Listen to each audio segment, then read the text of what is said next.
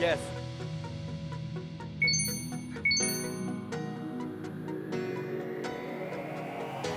Five years was very difficult. It was very, very difficult. You could have relaxed.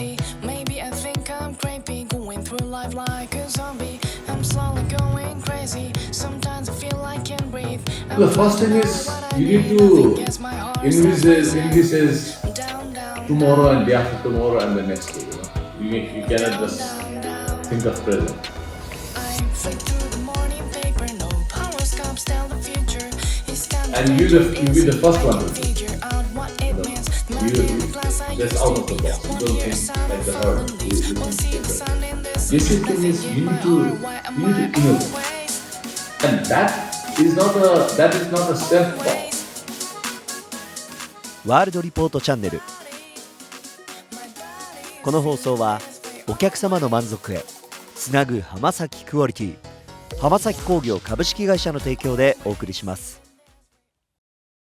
どうも、世界を旅する取材者めぐるでございます。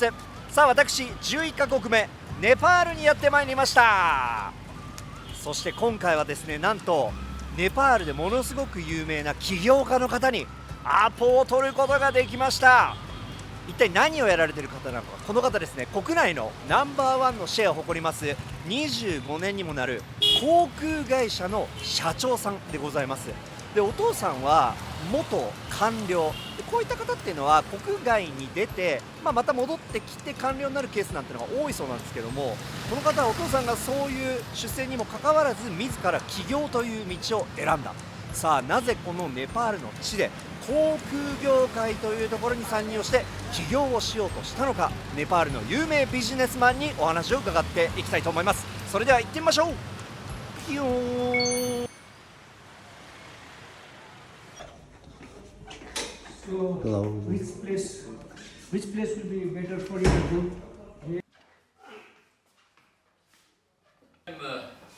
Hello. Hello. Nice to meet you. Yeah, me too. My name is Meguru. Meguru. Hi. Okay. How are you?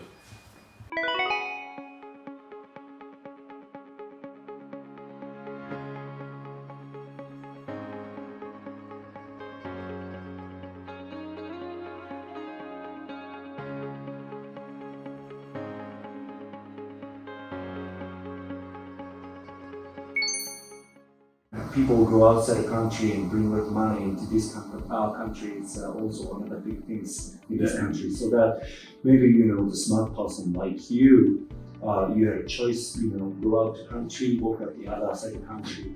You ended up come back here and you start doing the business in this country. No, actually, I never thought of going out because, of course, a lot of people go out for lesser opportunities like manual, unskilled, semi-skilled, or a little bit of skilled jobs, not highly skilled jobs. There are very few people who are employed in highly skilled jobs, or just a handful of people who are entrepreneurs, businessmen outside Nepal.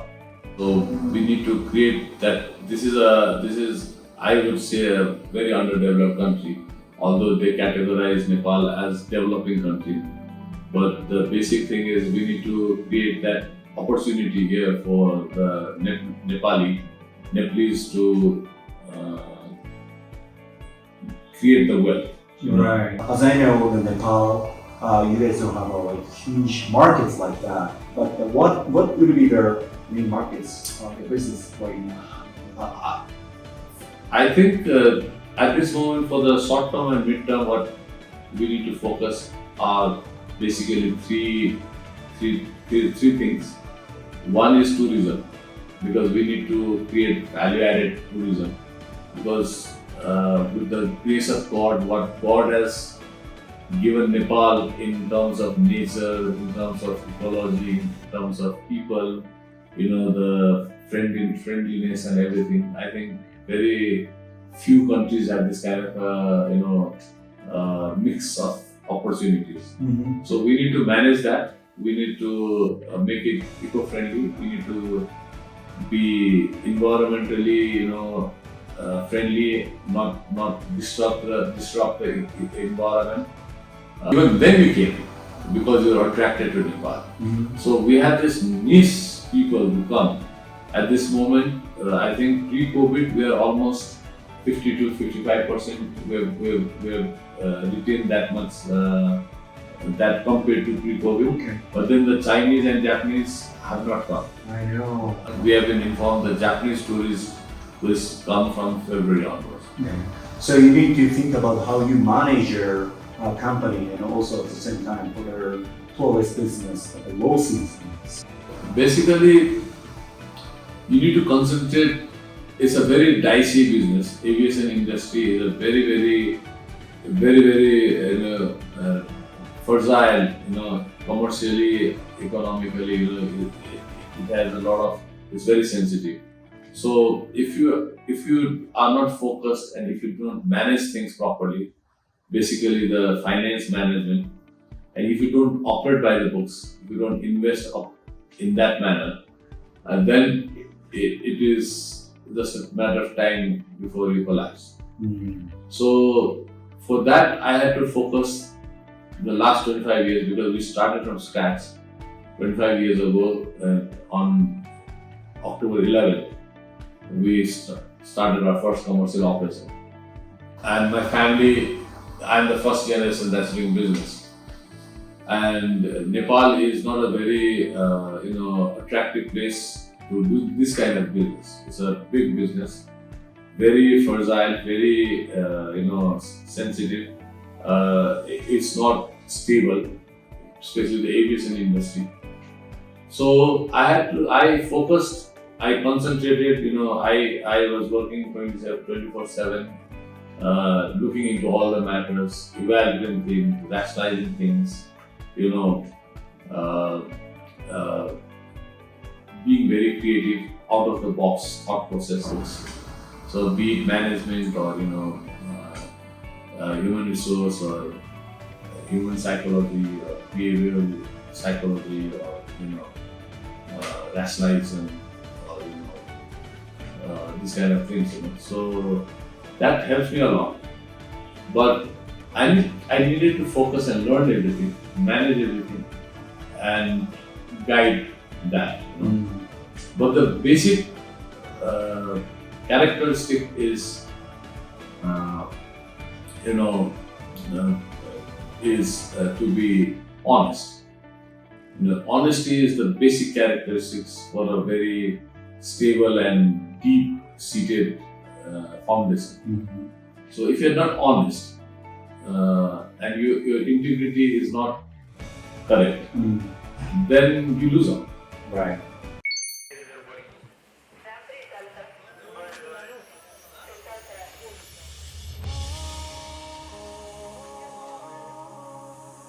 シャトルバスに乗りました。これからこれに揺られて飛行機へ移動だと思います。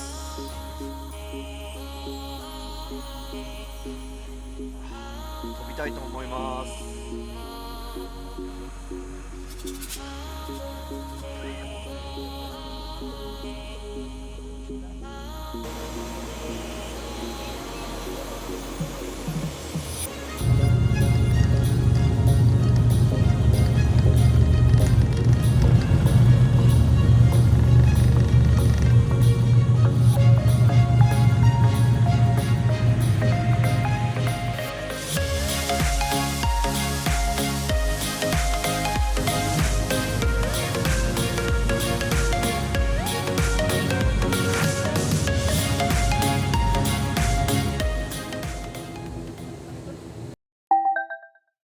はい、ということでエベレストツアー、ヒマラヤ山脈ツアー行ってきましたけどもいかがでしたでしょうか。めっちゃ綺麗でしたね。エベレスト自体もそうなんですけども、他の山々との風合い、雲海の具合だったりとか、全部が本当に綺麗。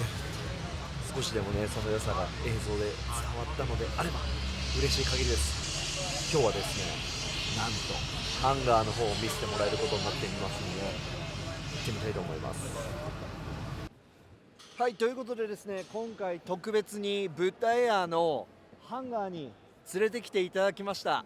ここでですね、基本的にブッダエアの飛行機のテクニカルのメンテナンスだったりとか行われているということです。実際にちょっと近くで覗かせてもらいましょう。車のエンジン部分と比にならないぐらいのものがついてると、これがもう一機反対側についてるわけですもんね。おそらくここからこれが空気の吸い込み口で、機体を見ることっていうのは、ありますけれども、これは本当にまだ現役で活躍している機体ですから、これを今まさにメンテナンスしてるっていうのがこのネパールで見られるっていうのは貴重だと思います。Me and also a lot of Japanese people doesn't know the situation of how the Nepal people comes out the entrepreneurship Okay. and do the business. Yeah. And especially your dad is, as I heard, used to be a minister of the different sections. Long time back, very long time back. So that was almost, I would say, 60 years back. So we started Buddha 25 years back. Okay. So he was already retired when we started Buddha. He was about 71, 72 years old. So that was also during the absolute monarchy period. That was a long time back. Okay. So as you said, are you the middle class? But in Japan, like let's say your dad is. I wouldn't say I was middle class. I would say we didn't have disposable income. But if you're talking about wealth and if you're talking about assets, I think we're upper level. So we are not middle class. Okay. Because we were able to mortgage our property to get the loan. If you're talking about middle class in Nepal, it's really middle class. Oh, okay. So disposable income was very difficult for us, but we had a lot of property. We still have a lot of property. Okay. Great. This is my own building. Oh, nice. This is my building. Oh, okay. So people like you, as I heard, you guys are a lot of associations goes to maybe the famous university to India, and maybe get a good education, then do some business maybe outside or inside the country or whatever. You try to be different, like with someone else, or? Well, education-wise, I studied in one of the best schools in Nepal at that time, and I was the second batch. So it was not a very expensive school, but it was very difficult to enroll. Okay. So you needed to be on the top 10%. After that, I studied in Nepal, so I didn't go out. I did my masters. I didn't complete my masters, but I did my bachelor's and masters from the FUMI University. So I didn't study outside Nepal. But I think my foundation in Buddha school was the best. I mean, that only a few people, students get that kind of opportunity. Mm-hmm. What did you learn something important from school? Well, actually, we learned to be, not to differentiate the richness because wealth, because we were the school it's a 100% boarding school. So we had scholarship students. 30% of the students were very poor students who couldn't afford. So they were selected from throughout Nepal and brought in to study in full scholarship. They didn't have to pay anything. We were not allowed to bring anything from home, so everything was school issued, and it was 100% boarding. So it kind of comradeship, that created a kind of thought process where you learn to share, you learn to understand the vicissitude of poverty. You learn to understand the equality mentality. You learn empathy. I think that's one of the characteristics of the fundamental characteristics of a good citizen. Academic was there because in any case, even if I hadn't studied in that school, I would have achieved the academics that school gave me. Mm-hmm. But then the other, personality trait, the other characteristics that it developed, we had to clean our own bathrooms, we had to make our own beds, we had to do gardening, we had to dig, so we had to get up at 6 o'clock in the morning, go to the field and do the the manual work. It was a hard life, but I think that gave me that resilience. To do the business, why did you choose the aviation? And also at that time, did you ever thought about doing some different kind of business? It was a requirement for the family to earn money. As simple as that. So we had to do something to earn money. I was going to get a degree in economics, so that is not a very highly qualified. Either you become a teacher or become an economist, or so it's not a high-paying job. I didn't have any interest of migrating abroad, so I had to stick in Nepal. So the only option was to do business and earn money, because we were the outsiders, so we were not from a business family, so we didn't know how to do business. So we were doing trial and error, we were going to carpets, gardening, this, that, and all those things. And suddenly this opportunity came that we wanted, somebody said, okay, there's an opportunity like this, so let's start an airline. What was the opportunity?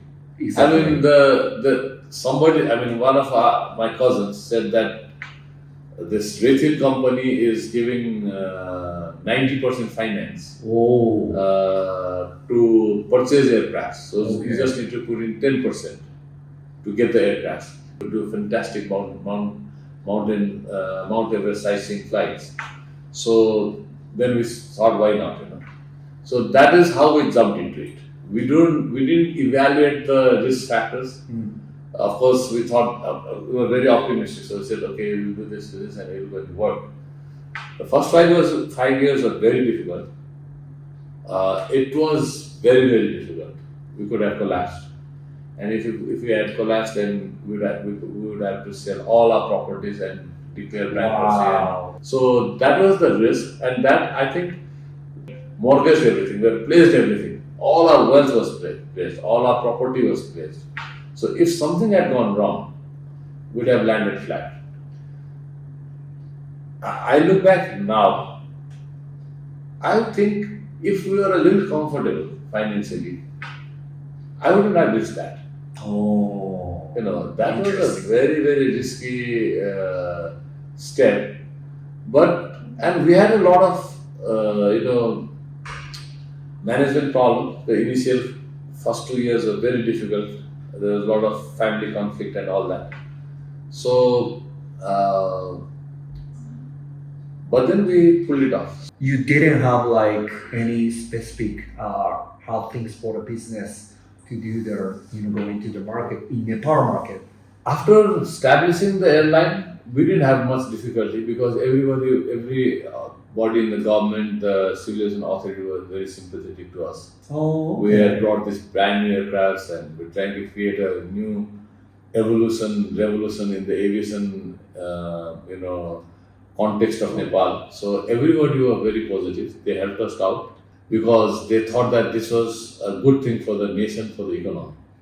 So after we brought in the aircraft, after we got the license, the finance, and then we got those aircrafts, people really appreciated what we did.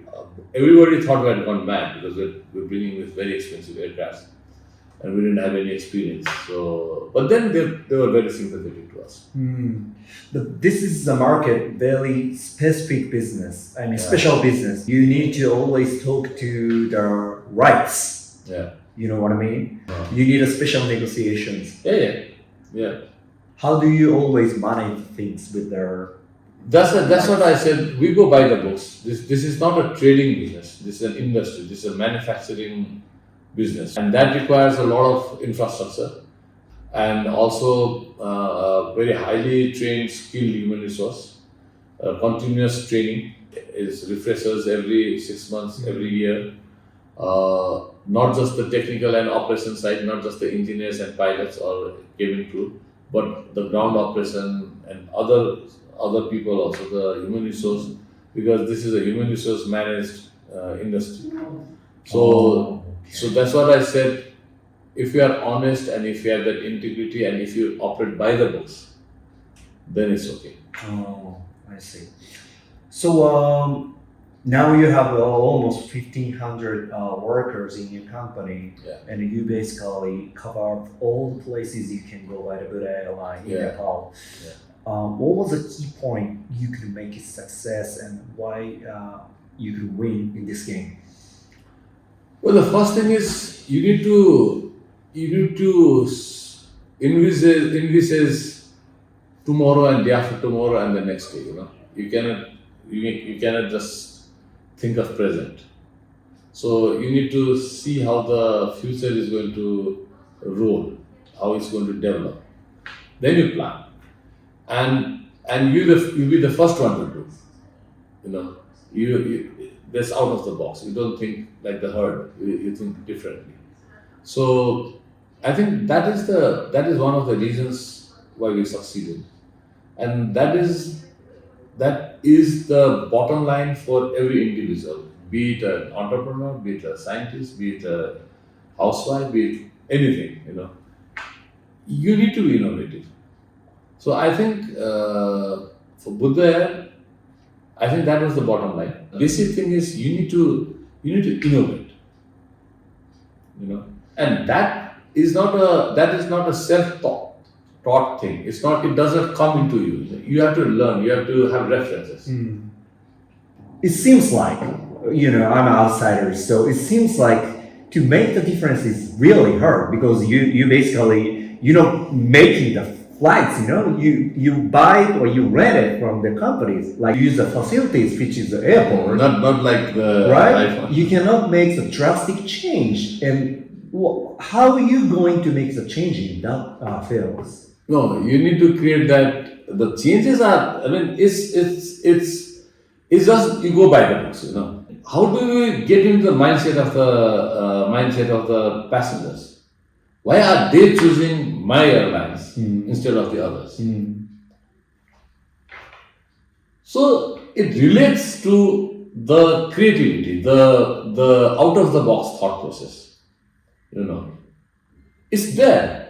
Everything is there. Okay. And also, sorry, one more question. So Last question. Okay, last question. So you basically hit the target. You share the more than 55% of the domestic needs in this company, and also you basically cover whole of their countries itself. And now you go into the agriculture. What do you see in your future? What do you want to do, and what's your next purpose? We're going to make this nation self-sufficient in paddy and rice. That's the next target I have. We're importing about, money-wise, is not a big amount for Japanese economy, but we're importing about $500 million of paddy and rice. We're going to make that self-sustained. So we're not going to import paddy and rice, and we're going to make the paddy farmers economically viable, paddy farming economically viable in this nation. And they will be sharing in the secondary product. So they will be having the right to invest in the mills that will be bringing in. So it will be equitable wealth creation, because this very fragmented landholders, this very fragmented paddy farmers, landholders, they will come from subsistence to commercially viable farming. And creation of wealth is the way forward for equitable distribution. It's not, taking wealth from somebody, but that is the next step I'm taking. Right. And that's where we have already started moving. Aviation and agriculture sounds like a totally different section. Yeah. Is there any skills you can use it from what you learn from the aviation companies? Managing the rice mills is a totally technical aspect. We need to manage it, the spare parts, the training, the maintenance of the machines is very vital. because that will be generating the quality rice and also less wastage. Because the lesser the wastage is, because the management of the mill has to be something is very similar to the management of the technical management of the aircraft. I see. So the technical management of mill is going to be the vital thing. Okay. And do you have any comments for, because a lot of our the fans are the Japanese watchers. Do you have any message to Japanese fans? I think you all have to come to Nepal at least once in your life, or 2-3 times if you love the country, and see our mountains, our hospitalities, our way of life, and our friendliness. So I think everybody has to come to Nepal. But everyone in the world have to come to Nepal. Right. Okay. Thank you very much. Okay. Appreciate it. Okay. Thank you. さあということで今回はブッダエアのビレンドラ社長にお話を伺いました。今までいろんなビジネスパーソンにインタビューをしてきたんですけども、やっぱりねこうスタートアップとか、創業系の社長っていうのはものすごく溢れるパッションとかキャラクターみたいなのを持ち合わせている方が多いんですけれども、ビレンドさんの言葉自体にはそういうところを端々に感じるんですよ。でもその話をそれぞれ深掘りしていくと、大切なのはもうシンプルに実直に真面目に素直にやり続けることなんだ。もうしっかりとオペレーションを組んでシステム化してクオリティの高いサービスをどういうふうに提供するのか、それがやっぱりこうなんでしょうね、この25年間なかなか今まで政府系のお金とか政府系の流れでの航空業界が多かったところで、民間というところからスタートをして、その中での成功法っていうのは、じゃあ例えばドラスティックにこういうものがあるんだではなくて、自身が築いてきた本当のメソッドの上で成り立ってるんだっていうスタートはまさにここからですよ。ここからスタートしたんですが、25年今マーケットのトップを走っているその秘密と何が大切なのかみたいなね、このハートの中にあるものみたいなのが伺えたんじゃないかなと思います。ということで今回もご視聴ありがとうございました。ワールドリポートチャンネル、この番組はエネテク、スズラン鍼灸接骨院、カフェドベルの提供でお送りしました。ワールドリポートチャンネルご視聴いただきありがとうございました。